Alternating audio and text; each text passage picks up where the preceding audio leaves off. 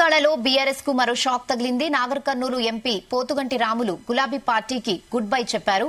తన తనయుడు భరత్ తో కలిసి రాములు కమలం పార్టీలో చేరనున్నారు. గురువారం ఢిల్లీలో బీజేపీ పెద్దల సమక్షంలో కాషాయ తీర్థం పుచ్చుకోనున్నారు రాములు. నాగర్ కర్నూలు లోక్సభకు బీజేపీ అభ్యర్థిగా రాములు లేదా అతని తనయుడు భరత్ బరిలో ఉంటారని తెలుస్తోంది. కొన్ని రోజులుగా బీఆర్ఎస్ పార్టీలో అసంతృప్తిగా ఉన్నారు రాములు. 2 రోజుల క్రితం కేటీఆర్ నిర్వహించిన అచ్చంపేట నాగర్ కర్నూలు సభలకు కూడా ఆయన హాజరు కాలేదు.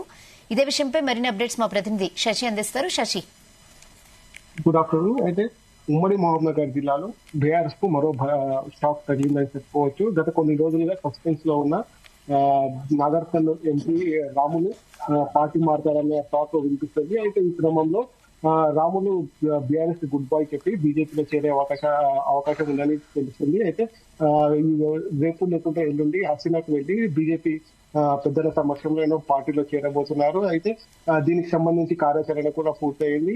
గత కొన్ని రోజులుగా బీఆర్ఎస్ లో రాములకు తగిన గుర్తింపు లభించడం లేదని, అదేవిధంగా మొన్న కేటీఆర్ నాగర్ కర్నూలు నియోజకవర్గ స్థాయి కార్యకర్తల సమావేశం ఏర్పాటు చేయడం జరిగింది. దీంట్లో స్థానికంగా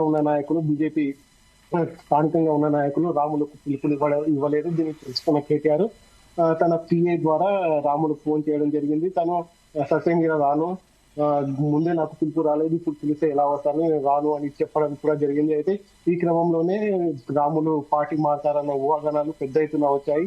ఈ క్రమంలో ఇప్పుడు ప్రస్తుతము రాములు బీఆర్ఎస్ పార్టీకి గుడ్ బై చెప్పి తన తనయుడు భరత్ తో పాటు బీజేపీ పార్టీలో చేరుతున్నారని తెలుస్తుంది. అయితే హస్తినాలో బీజేపీ పెద్దల సమక్షంలో పార్టీలో చేరిన తర్వాత రాబోయే పార్లమెంట్ ఎన్నికల్లో నాగర్ కర్నూలు సెగ్మెంట్ నుంచి రాములు లేకపోతే అతని తనయుడు భరత్ బరిలో ఉంటారని తెలుస్తుంది. అయితే గత కొన్ని రోజులుగా బీఆర్ఎస్ లో రాములకు తగిన గుర్తింపు లభించలేదు.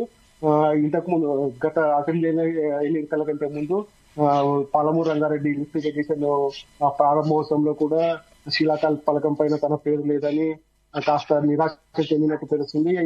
అదేవిధంగా ఇక పార్లమెంట్ నియోజకవర్గంలో ఎక్కడైనా సరే ఏ కార్యక్రమం జరిగినా తనకు పిలుపు రావడం లేదని కూడా నిరాశలో ఉన్నాడు. ఇదే క్రమంలో గత కొన్ని రోజుల క్రితం కూడా కేటీఆర్ సభ కార్యక్రమం కూడా తనకు రాలేదని నిరాశతో ఉండడం వల్ల ఈ నిర్ణయం తీసుకున్నట్టు తెలుస్తుంది. Okay Sasi, thanks for the updates.